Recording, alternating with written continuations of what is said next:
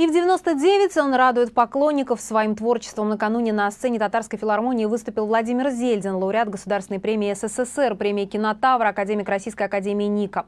Человек-легенда, патриарх отечественного театра и кино, уже более 70 лет служит профессии. Он занесен в Книгу рекордов Гиннесса как единственный в мире артист, выходящий на сцену в столь почтенном возрасте. В чем секрет долголетия Владимира Зельдина, на фестивале «Филармониада» узнала Алсу Гусманова.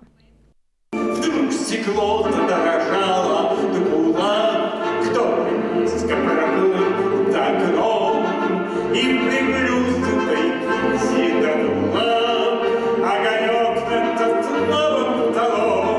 Свой творческий вечер Владимир Зельдин провел в теплой, доброжелательной, дружеской атмосфере. Такой он сам и в 99 играет в родном театре Российской армии, которому не изменил за 60 лет работы. Ездит на гастроли, поет и танцует на сцене, шутит и смеется. Возможно, в этом и секрет его долголетия, хотя сам он в этом не признается. Скажите, секрет вашего долголетия?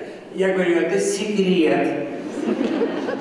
Во время войны он ездил на передовую с актерской бригадой, после много снимался в кино. На счету Владимира Зельдина более 40 киноролей. На своем вечере на фестивале «Филармониада» он рассказывал о творческом пути, о создании легендарных фильмов, таких как «Свинарка и пастух», «Сказание о земле сибирской», читал стихи и делился со зрителями своими размышлениями. Только культура может победить негативные явления нашей жизни, коррупцию там и так далее, преступность. 70 лет Владимир Зельдин служит актерской профессии, и зрительская любовь тоже не изменяет артисту.